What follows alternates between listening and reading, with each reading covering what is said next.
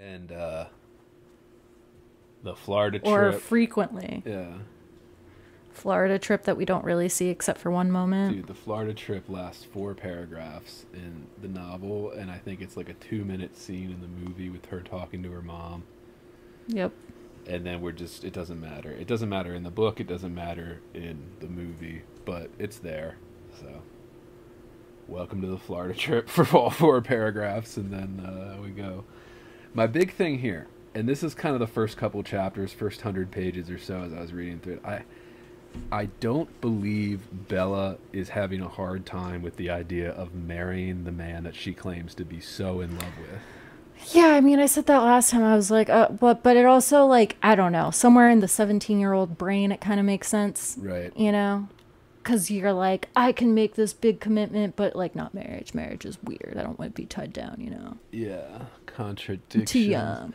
I mean, Like, it doesn't make sense. Dude, I see it all the time, dude. I mean, people do that now, too, where they're just like, well, I have a kid with this person, but I would never marry him. That's too permanent. Like, I'm always, oh, okay, yeah. Yeah, It's just a piece of paper, man. Yeah, way less permanent than having a child. Yeah, way less permanent. Are you kidding me? Jesus.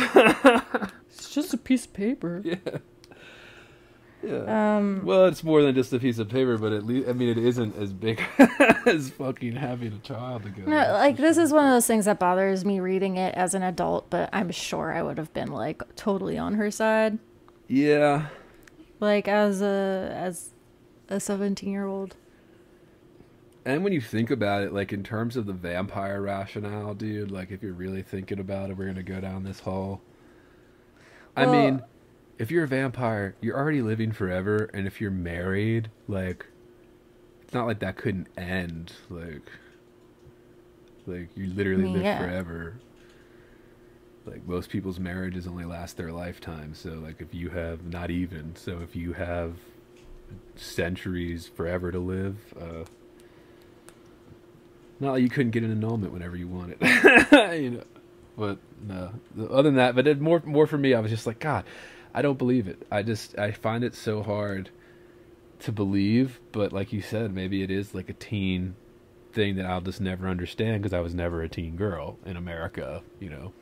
I mean, but you had a moment in your life where you were like, I'm never gonna want to get married. Yeah, sure.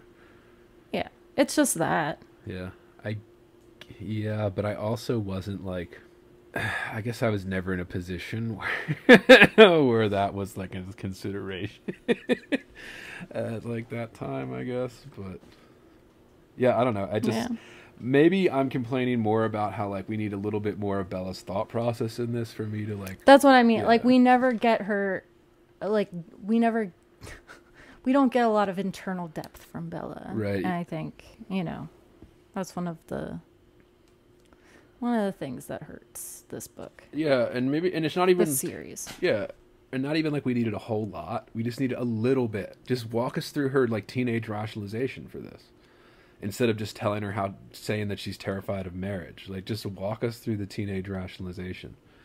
You know, a paragraph or two. Like, you don't even need to like do this whole like a whole chapter or anything. Just a paragraph or two in the middle of her arguing with Edward. Something. But yeah. Yeah, but also like anything that makes Edward remotely charming in the book is also absent from the movie. What do you mean?